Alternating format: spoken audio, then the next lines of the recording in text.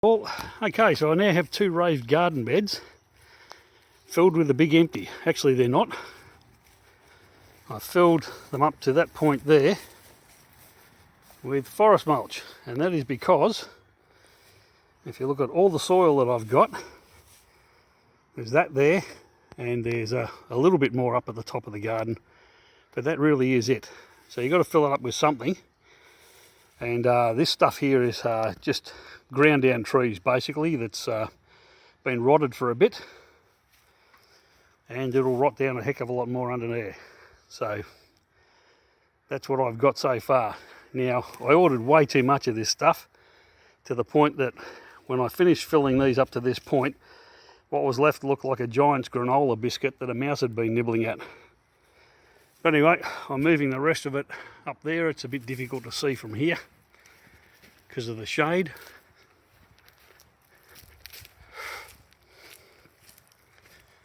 So there's that there, and there's probably a little bit more than that left out the front. So I'll get to that and get that cleared out.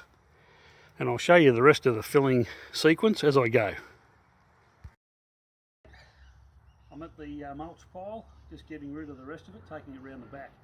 And I thought I'd just show something that I learnt a long time ago, and it saves your back and your energy as much as you can while you're doing gardening, particularly when you're scooping stuff. This is pretty light, but you can be doing gravel and things like that, which are a lot heavier. The whole point of it is to use any other muscle that's not your back. So using the scoop, go down. Now I'm going just above the grass and just below the mulch, so I pick up the maximum amount. And the whole point is to use your legs and your arms and not your back. Particularly, you don't want to be twisting with a load on top of your back, and you don't want to be throwing it too far. So I'll position the wheelbarrow close by, and here we go. No effort at all. Tip and tip.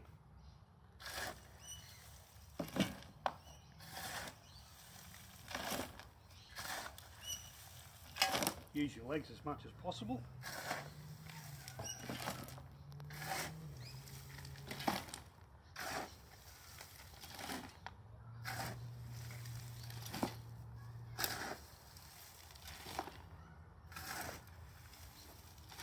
And the most important thing is, if you're not doing something that's light like mulch, if you're doing driveway gravel or bluestone, then don't load the shovel up full.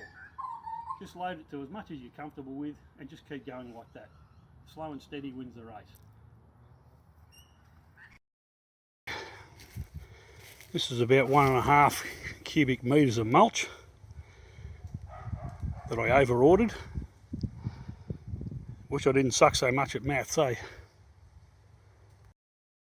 Yeah, g'day all. In the week and a half since I got rid of the old beds and put these new ones in, bush turkeys decided that my pile of dirt was a great starting point and made a mound about this high. So I scraped their stuff off, I'll get my dirt out of it, and then I'll put it all back again.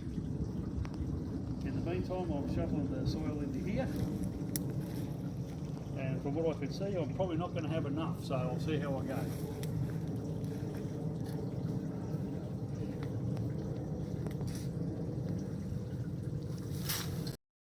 You can see the bush turkey's back at work again. I dug all the dirt out of that, and I raked a little bit of stuff back over, but he's pretty much moved the pole back over himself. You don't have to worry about Mr. Bush Turkey. You can see I've got some extra soil in here. I end up getting another 0.5 cubic metre of soil in. Okay, I've added some cow manure to it. You can see it's nice and friable. Just to finish it off, I'm going to chuck some dynamic lifter on, about 3 handfuls, and some seaweed extract in a watering can, and then mulch it. Back shortly.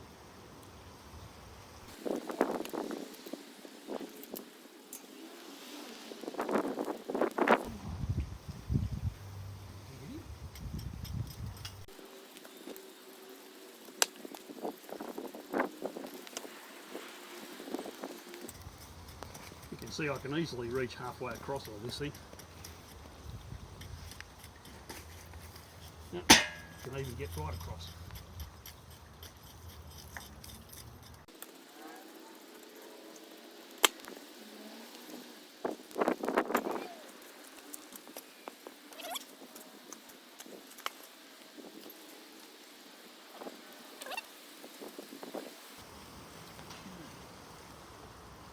As I said, this watering can's got just about a tablespoon of seaweed extract in it.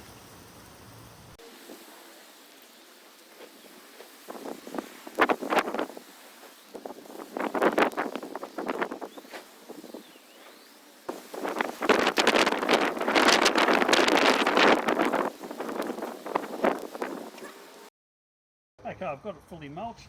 I'm just going to water the mulch down so it doesn't all blow away down over to one side. This is organic sugarcane mulch, but I mean you can mulch with anything you've got your hands on really. This stuff here is nice and seed free, so you don't have to worry about introducing weeds.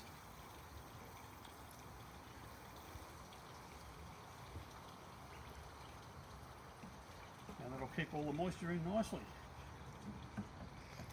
There you go, two beds ready to plant out.